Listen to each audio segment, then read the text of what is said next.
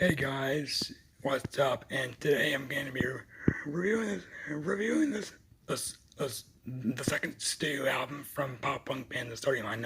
Now, I don't like when I have like a huge gap between the first albums of band and then the second one because it's just a huge gap. I don't like that. You guys don't like it because I'm spending time doing other videos, but I mean it's not bad. It just kind of bothers me a little bit. But I'm doing this one now, and this album is called "Based on a True Story." It came out in 2005. This was around the time where emo music started to like I said in my history of emo music videos. 2005 was around the time that emo music started to really take off, really to take over pop punk. So yeah, this album is it's okay. It's a step down from the last from the debut album Say Like I Mean It because it's got a little bit more of a standard like pop punk feel, but it's still a pretty good album. All right, opening track Action. This one is this one's okay. It's just them preparing for the album. It's nothing to write home about. But it's pretty good. But it's pretty good place to start the album. All right. Track to making love to the camera. Now this one it's a bit underwhelming, I guess, because the acoustic guitar in the beginning it's pretty good. It's pretty good. It's pretty good. And Kenny Vasili's vocals sound good as always. But this one's not really one of my favorites. It's got good instrumentals, but it's not one of my favorites. All right, inspired by the dollar sign. Track 3. Now this one has a pretty cool opening with the pop punk style guitar. Yeah, this one's a pretty good tune to listen to because the opening guitar it grips you in immediately, and it's a pretty nice it's a pretty nice track overall to listen to. All right, Bedroom Talk, track 4. I'm pretty sure I'm doing it right. Yep, I'm doing it right. Yeah, because I was looking. Yeah, because I read it. Yeah, because the way I do the album reviews is I write the album out on a piece of paper.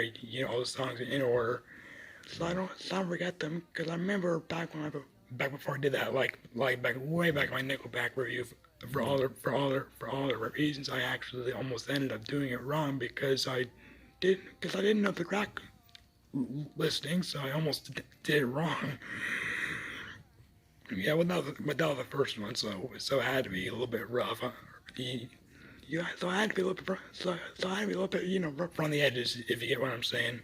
All right, say a Bedroom Talk is my favorite. It's actually my favorite song off the album because because even though it's got that standard pop punk opening, it's still a pretty nice track to listen to, and it's the one I come back to. It's the one I come back to the most. All right. Surprise, surprise, track 5. Now this one's pretty good too. It's another one of my favorites. It's got the good instrumentals. It's got the good vocals from Kenny Vasili. I think it's how you say his name. And yeah, overall there isn't much to say about it, but it's still a pretty good song. All right. Photography, track 6. Now this one is it starts off like with the acoustic. With the acoustic guitar, but then it builds up into this pretty nice pop punk track. Me, wouldn't like anything, but this is another one of my favorites off his record. All right. Now autography, however you say that. Track 7. I guess we're now about halfway through this album, and it's pretty good so far. Yeah, autography. It's another pretty nice. It's another pretty nice song. I mean, there isn't much to say about it, but it's a pretty good song.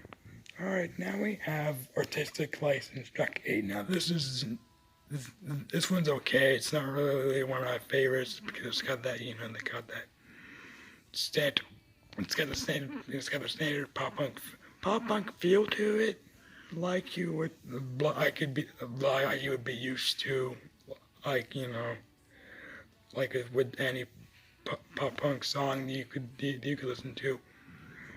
Oh yeah, that one is that one's okay. All right, Stay Where I Can See You, track 9. Now this one is, actually the opening to this one is kind of different compared to the rest of the album because it's got like this different feel to the beginning, and then it builds up into this pretty nice track. And that's another one that's another one of my favorites off this record. It's got the vocals sound good. The drums, like everything about it, it just sounds really great. All right, the B list, track 10. Now this is another pretty good track. Like I said before, the guitar in it sounds solid. It sounds solid. Yeah, there isn't much to say about these tracks, but some of them are good. Some of them are okay. But that's one of the good ones off this record. And yeah, it really shows. With his, his vocals are good as always. The guitar in it is solid. It's solid for the most part. All right, The World, track 11. This is the next one on our list. Yeah, this one talking about how we're all part of the world, and that line gets repeated a lot. It's kind of repetitive a little bit, but overall, this song it's solid. It's pretty nice. It's a pretty nice tune to listen to. Okay, Ready, track 12. Now we're almost done. We're almost done here.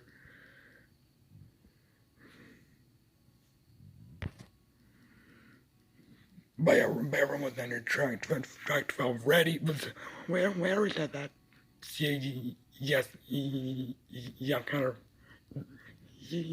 I'm kind of rusty at this. Well, not. What the hell am I saying? All right. Anyways, sorry about that. That was me being a little bit unprofessional, like I always am. No, I'm just kidding. Okay. Yeah, this track is once again pretty good. It's a solid track. A good thing. You got good vocal performance from Kenny. It's got good guitar melody. It's got all drumming in it. Drumming in it is good too, and just overall a pretty nice track. Now we have the closing moment of this record. Cut, Print It, track 13. Now this one is a pretty good way to end off the album because it's got this. It's got the